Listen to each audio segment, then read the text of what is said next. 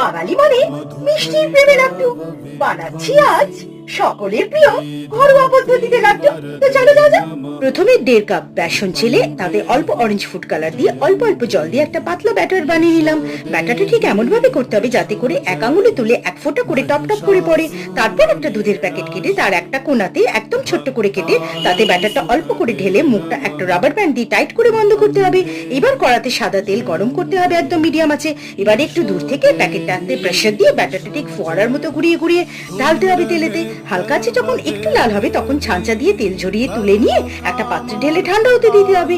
এদিকে আর একটা কড়াতে 1 বাটি চিনি, 1 কাপ জল আর একটু অরেঞ্জ ফুড কালার দিয়ে শিরা তৈরি করে তাতে ভাজা বোঁদেগুলো দিয়ে নাড়তে হবে। আর যখন সেদ্ধ হয়ে যাবে এবং মাখা মাখা হবে তখন কিছু ড্রাই ফ্রুটস, ছোট এলাচ গুঁড়ো আর 1 চামচ কাও ঘি দিয়ে তৈরি করলাম এই ঘরোয়া স্টাইলে সুস্বাদু লাড্ডু।